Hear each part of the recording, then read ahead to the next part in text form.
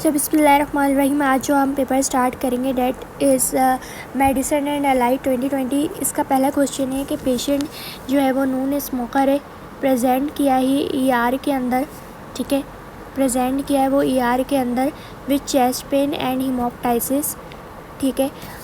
Bronco alveolar लेवाज उसका किया गया है। ब्रोंको एल्वुलर लेवाज पर हमें क्या नज़र आया है, hyper atypical cell with hyper chromatic nuclei, और लेफ्ट पर हमें हाइपर कैल्सीमिया नज़र आया है, ठीक है। और फॉस्फेट जो है वो 2.1 है। तो what will be your diagnosis, तो हमारा डायग्नोसिस क्या होगा, कार्सिनोमा ऑफ द लंग हुआ है, ठीक है। अब वो कार्सिनोमा ऑफ द लंग जो है वो एक तो स्मोकिंग से ही एसोसिएटेड है, दूसरा हाइपर कैल्सीमिया है।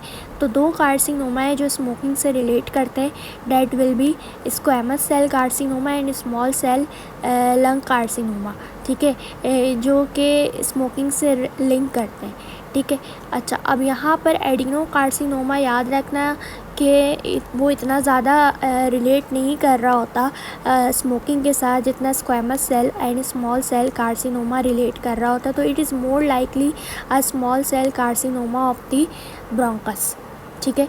अच्छा, उसके बाद नेक्स्ट क्वेश्चन हमारे पास कि राइट लेग जो है वो शॉर्टेंड है और एक्सटर्नली रोटेटेड है, ठीक है। तो इट इज़ ड्यू टू किस वजह से ये हुआ है, तो क्यों हुआ होगा, एवास्कुलर नेक्रोसिस हमारे पास हो गई होगी। एवास्कुलर नेक्रोसिस किस में होती है, fracture of the neck of the femur में, फीमर के केस में, ठीक है। अच्छा, उसके बाद जो है वो नेक्स्ट केस है कि एक मेल स्मोकर कार्डियोलॉजी डिपार्टमेंट में आया है और इसकी हिस्ट्री है चेस्ट पेन की on exertion, while ECG and troponin आई जो है वो नॉर्मल है। तो एक्सर्शन पर उसको जो है वो चेस्ट पेन हो रहा है, तो that is the case of stable angina, ठीक है। स्टेबल एंजाइना में क्या होता है कि रेस्ट पर पेशेंट को चेस्ट पेन होता है और ईसीजी और ट्रोपोनिन आई जो है वो दोनों क्या है, नॉर्मल है। फिर नेक्स्ट केस है कि a child present to the ER with seizures and fever, ठीक है। He is not able to take feed, examination shows no neurological deficit, first investigation क्या होगा। देखो यहाँ पर हम लंबर पंक्चर करेंगे टू रूल आउट मैलिग्नेंसी, तो A is the right answer, ठीक है। उसके बाद नेक्स्ट क्वेश्चन है tall T waves on ECG नज़र आ रही हैं, सजेस्टिव ऑफ व्हाट, हाइपरकैलेमिया, ठीक है। ये तो अब रट गई होगी ये बात कि हाइपरकैलेमिया में टॉल टेंडेड टी वेव्स नज़र आती हैं। उसके बाद नेक्स्ट केस है कि पेशेंट जो है वो ईआर में आया है with complain of abdominal pain and diarrhoea along with nausea, vomiting, chest pain, heart palpitation, muscle weakness and numbness in the limb. On examination जो है वो पोटेशियम 7 आया है, हाइपरकैलेमिया है, ठीक है। इसको for the first investigation, first step of management क्या होगा कि हम पेशेंट को क्या देंगे, कैल्शियम ग्लूकोनेट देंगे। कैल्शियम ग्लूकोनेट पहले देंगे to protect the heart, then हम क्या करते हैं, इंसुलिन विथ डेक्सट्रोज देते हैं पोटेशियम की अपटेक बढ़ाने के लिए, ठीक है। उसके बाद क्वेश्चन नंबर 7 है। क्वेश्चन नंबर 7 क्या है कि पेशेंट का अल्टर्ड मेंटल स्टेटस है with right sided paralysis of upper and lower limb, lesion कहाँ पर होगा। अल्टर्ड मेंटल स्टेटस और right sided paralysis of upper and lower limb, lesion जो है वो most commonly posterior limb of internal capsule में होगा, ठीक है। क्योंकि यहाँ पर आपके पास बहुत सारे फाइबर्स मौजूद होते हैं जो कि एक साइड की हेमिप्लेजिया करवा सकते हैं, अपर एंड लोअर लिम्ब दोनों को इन्वॉल्व करते हैं। उसके बाद नेक्स्ट केस है कि आप पेशेंट जो है वो underwent glaucoma surgery, suffered intra operative retinal damage, ठीक है। एंड ये इंट्रा ऑपरेटिव रेटिनल डैमेज क्यों हुआ होगा, ड्यू टू हाइपोटेंशन, सही है। इसमें हाइपॉक्सिया की वजह से भी हो सकता है और हाइपोटेंशन की वजह से भी हो सकता है, ठीक है। और लेकिन जो सबसे कॉमन कॉज है वो क्या है, हाइपोटेंशन है। फिर क्वेश्चन नंबर 9 है कि 60 ईयर ओल्ड स्मोकर है, उसको पोस्टीरियर वॉल एमआई हुआ था और वो जो है वो ईआर में आया है विद शॉक के साथ। तो हमें इकोकार्डियोग्राफी पर क्या दिखेगा, तो इकोकार्डियोग्राफी पर पोस्टीरियर वॉल एमआई में हमें इंक्रीज एंड डायस्टोलिक वॉल्यूम दिखेगा, पेशेंट जो है वो शॉक में, ठीक है। उसके बाद नेक्स्ट क्वेश्चन है कि patient suffered abdominal bullet injury और exit wound was also spotted. लैप्रोटोमी की गई है जिसमें 3 सेंटीमीटर डिवाइटलाइज्ड टिश्यू नज़र आया नियर द सीकम. तो what should be done in this case. तो देखो ये लेफ़्ट साइडेड इंजरी है और यहाँ पर डिवाइटलाइज्ड टिश्यू भी मौजूद है. तो अकॉर्डिंग टू ATLS प्रोटोकॉल हम क्या करते हैं कि जो डिवाइटलाइज्ड टिश्यू होता है उसको हम रिजेक्ट करते हैं. ठीक है, अब जब टिश्यू को आप रिजेक्ट करोगे, इंजर्ड पार्ट को आप रिजेक्ट करोगे तो आपको वहाँ पर ब्लड सप्लाई को भी दोबारा से कंटिन्यू करवाना पड़ेगा. तो resection of the injured part and end to end anastomosis is the right answer.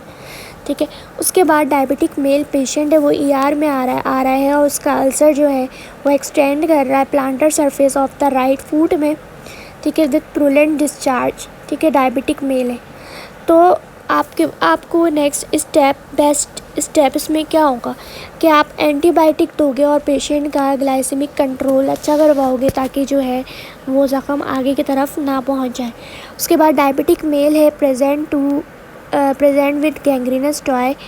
तो edema streak were extending into the distal calf, crepitus up to the ankle was present. So what should be the next step. So that will be below knee amputation without flap. ठीक है, B और C एक जैसे आप B लगा लो या C लगा लो, लेकिन क्या है ऑप्शन में कि बिलो नी एम्पुटेशन विदाउट फ्लैप करना है. फिर उसके बाद नेक्स्ट क्वेश्चन है कि यंग गर्ल है और वो प्रेजेंट करती है हिस्ट्री ऑफ फीवर. उसको पैरासीटामोल और एमॉक्सिसिलिन दे दी गई है. ऑन 4th डे डेवलप जो है blanchable non pruritic rash on the back. तो ये आपके पास कौन सा केस है, non pruritic rash on the back वो डेवलप कर रही है. तो that is the case of roseola infantum. ठीक है, which is known as 5th disease. ठीक है, आप इसको IM में पढ़ सकते हो कि इसमें बैक पर जो है वो रैश आ रहे हैं, ब्लांचेबल है लेकिन नॉन प्यूराइटिक है. ठीक है, उसके बाद नेक्स्ट केस है हमारे पास कि 30-year-old लेडी है वो ER में आई. उसको 2 episodes of acute pancreatitis in a month हुआ है. अल्ट्रासाउंड पे कॉलीलिथियासिस शो हो रही है but normal common bile duct है. तो देखो ये गॉल स्टोन पैनक्रियाटाइटिस की वजह से हो रहा है. गॉल स्टोन की वजह से उसको पैनक्रियाटाइटिस हो रहा है. तो आपको गॉल स्टोन्स को रिमूव करना होगा. तो इसका जो राइट आंसर है वो क्या है, कॉलिसिस्टेक्टोमी. ठीक है, उसके बाद पेंटर जो है present to you with complain of difficulty in overhead movement of the arm and difficult in routine activity. He also gave history of working for the long working hours एक हाथ से. तो अब वो जो है ना वो ओवरहेड मूवमेंट उसकी जो है वो मुश्किल हो रही है. तो what would be your diagnosis on the basis of history. That is rotator cuff tendinitis. ठीक है, अच्छा उसके बाद नेक्स्ट केस है हमारे पास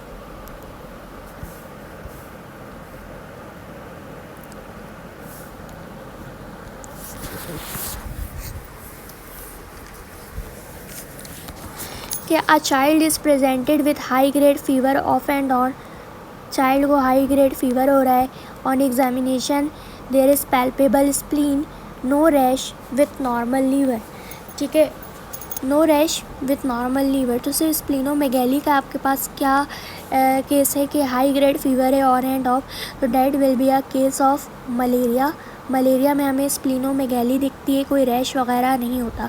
जबकि आपके पास टाइफाइड फीवर है, इसमें जो है वो चेस्ट पर रैश दिखते.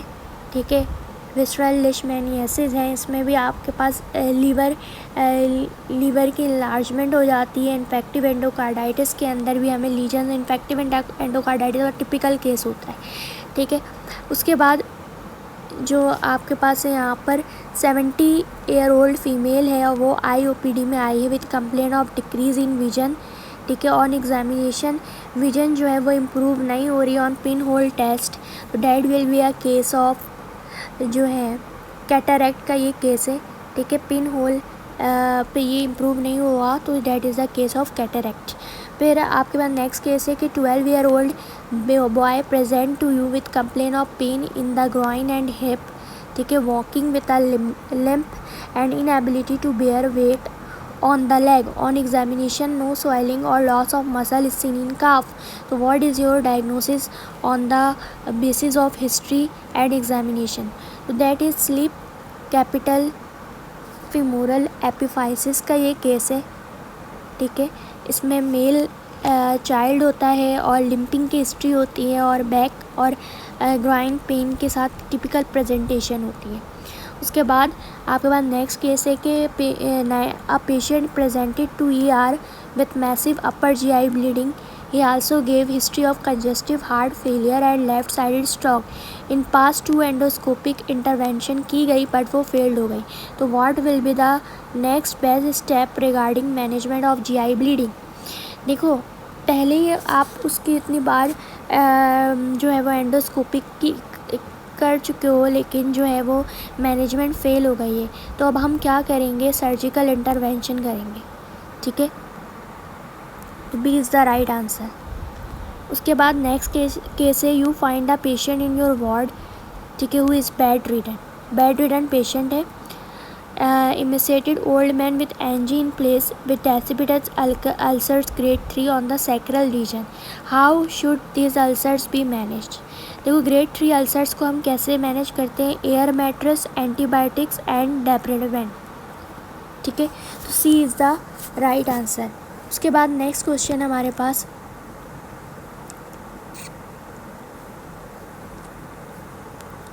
नेक्स्ट क्वेश्चन क्या है कि ग्रेविड फीमेल है, 24 वीक्स पर उसका ब्लड प्रेशर चेक हुआ है, होम में घर पर 140 पर 90 आया है। She visits her gynaecologist with the concern that she has high blood pressure और उसकी वजह से उसके बेबी को हार्म हो सकता है। तो नेक्स्ट इन्वेस्टिगेशन आप क्या करोगे, तो urine dipstick test for protein to check कि पेशेंट कहीं प्री एक्लेम्सिया में ना चली जाए।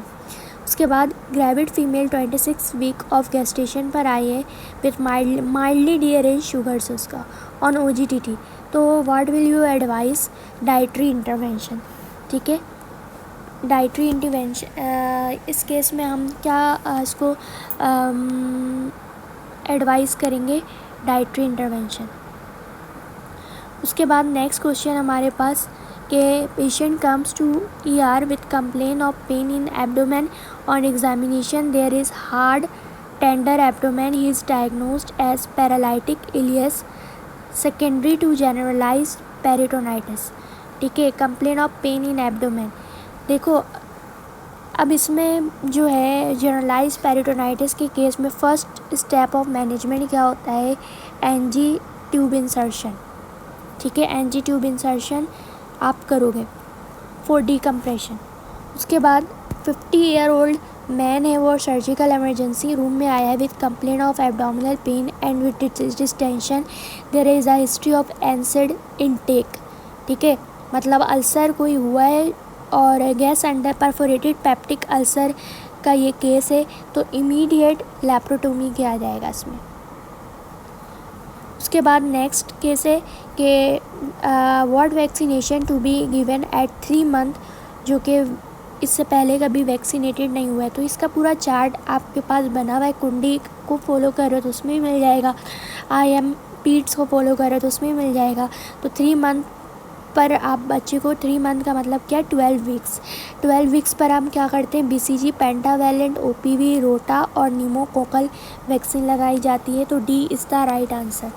उसके बाद नेक्स्ट क्वेश्चन है कि 44 year old man present with fever, abdominal pain and fatigue, physical examination पे स्प्लीनोमेगैली हमें नज़र आ रही है, ठीक है। उसके बाद जो है लेबोरेटरी रिजल्ट्स शोज़ WBCs 2 हैं, हीमोग्लोबिन भी कम हुआ है, प्लेटलेट्स भी कम हुआ है।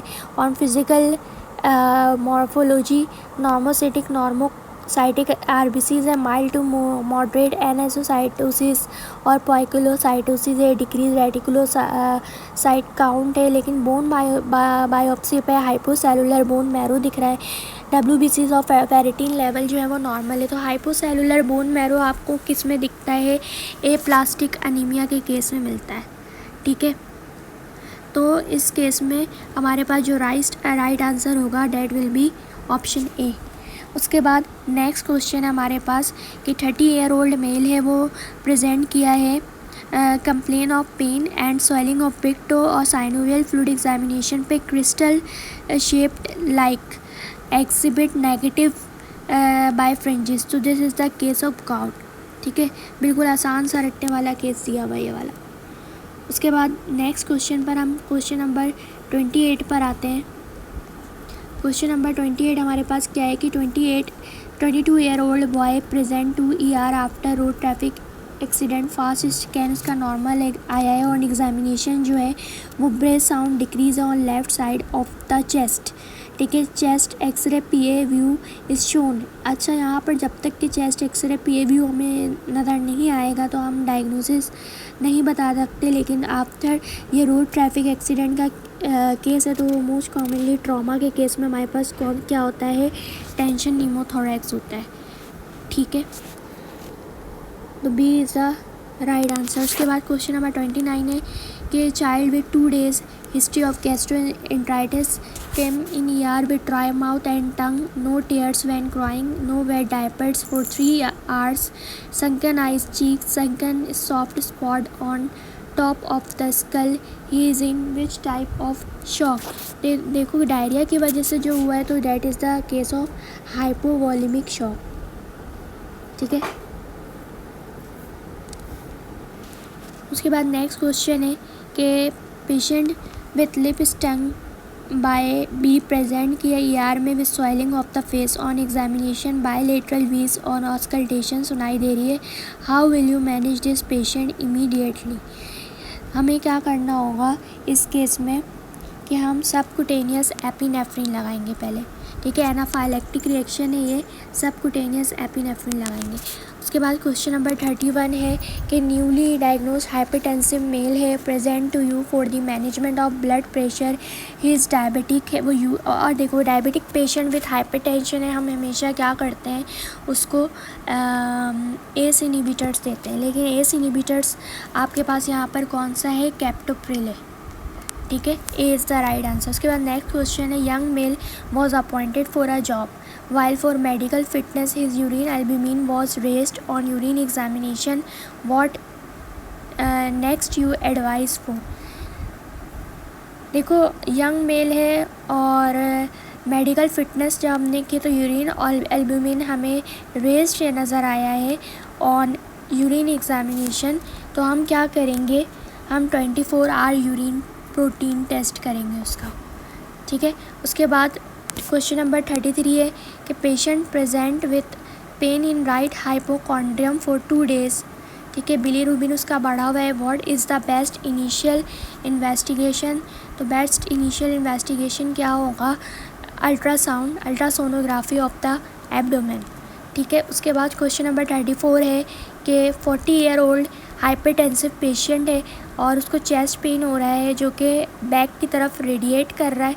ठीक है, with unequal BP in both arms, chest x-ray पर वाइड मीडियस्टिनम नज़र आया, तो that is the case of aortic dissection, B is the right answer. Volume of fluid for 1-year-old child of 10 kg with flat fontanelles.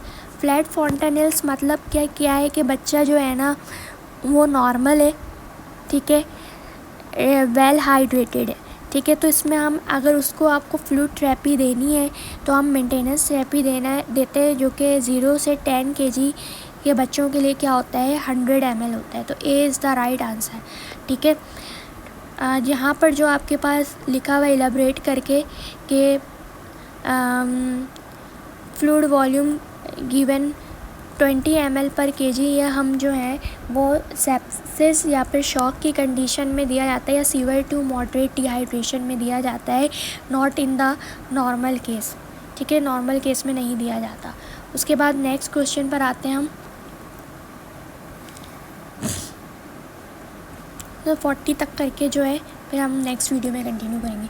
A patient came to ER after road traffic accident, blood was oozing out from multiple wound. ठीक है, और 5 pint of blood were transfuse, massive transfusion की वजह से patient को क्या हो सकता है? तो यहाँ पर जो ऑप्शन दिया हुआ है इसके मुताबिक हाइपरकैलेमिया हो सकता है। देखो मैसिव ट्रांसफ्यूजन के अंदर ना पेशेंट को हाइपोकैल्सीमिया, हाइपरकैलेमिया, हाइपोथर्मिया और हाइपोमैग्नीशियमिया होता है, ठीक है। सिर्फ एक कंडीशन है हाइपर की, विच इज़ हाइपरकैलेमिया। बाकी कैल्शियम भी कम हो जाएगा, बॉडी टेम्परेचर भी कम होता है, मैग्नीशियम का लेवल भी कम हो जाता है। फ्रेश फ्रोज़न प्लाज्मा जो है वो कोगुलेशन पाथवे को करेक्ट करने के लिए दिया जाता है। कोगुलेशन पाथवे में हमारे पास इंट्रिंसिक पाथवे भी आता है और एक्सट्रिंसिक पाथवे दोनों आते हैं। तो इसमें आपके पास जो है वो राइट आंसर क्या होगा, डी, बोथ पाथवेज, ठीक है। उसके बाद next parameter of assessing resuscitation, ये सर्जरी का क्वेश्चन है। रिससिटेशन को असेस करने का सबसे अच्छा पैरामीटर क्या होता है, यूरिन आउटपुट।